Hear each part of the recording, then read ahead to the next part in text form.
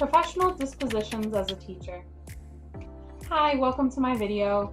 My name is Emma, and I'm here to talk about my personal beliefs of what makes a successful and professional teacher. For context, I am a Head Start pre-K teacher in Allentown, Pennsylvania, and this is my second year teaching with my agency. I love what I do. I'm very passionate about what I do. I work with a diverse population of learners who have different first languages, varying needs, and assorted socioeconomic backgrounds. This video is an assignment for my graduate class at Grand Canyon University. And if you're interested, or if you're my professor, keep watching to hear my thoughts. Part 1. What dispositions do you possess that make you a successful teacher?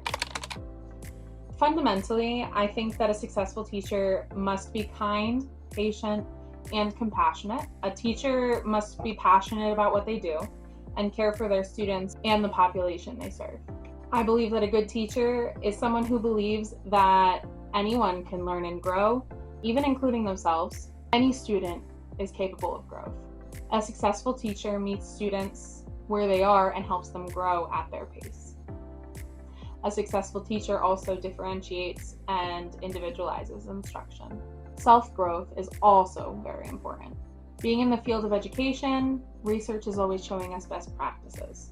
A successful teacher is someone who keeps up with the research and progression within the field. They also reflect on their own practices and behaviors to continually grow and do better in the classroom. A good teacher is someone who advocates for the needs of those they serve.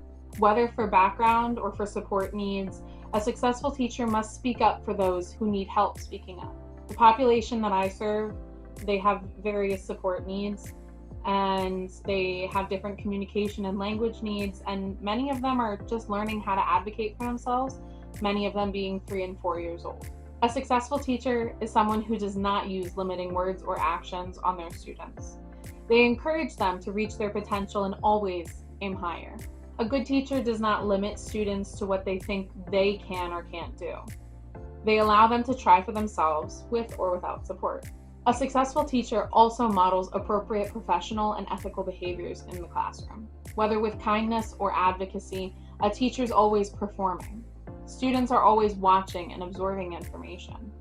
In my classroom, it can be as simple as using the breathing exercises when I'm feeling overwhelmed. Modeling this technique creates a teachable moment.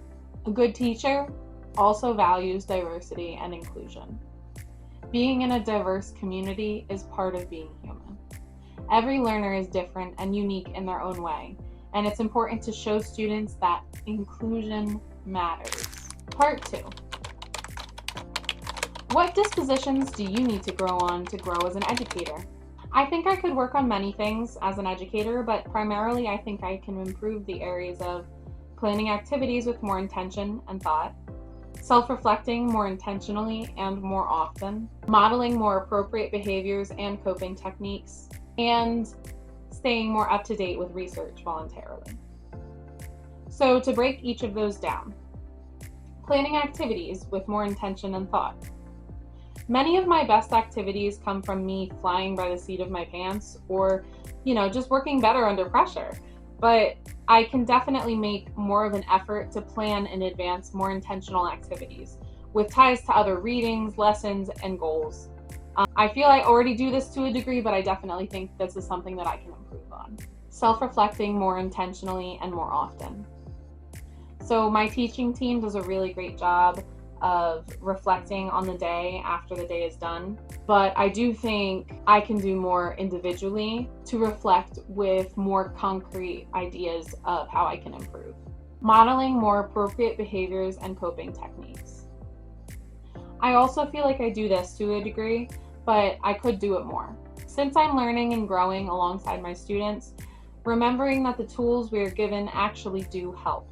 Showing students how and when to use those tools are just as important as showing them what those tools actually are. Another thing that I tend to do personally is I tend to speak loudly in my classroom. If the situation warrants it, or I just speak across the classroom, I know I should use a quiet voice so I can model appropriate quiet voices in the classroom. and staying more up to date with research voluntarily. Being in graduate school makes it really easy to find research and to have a situation where research is required. I can definitely take more time to stay up to date with current best practices in my specific field, which is early childhood education and hopefully educational coaching. Part 3.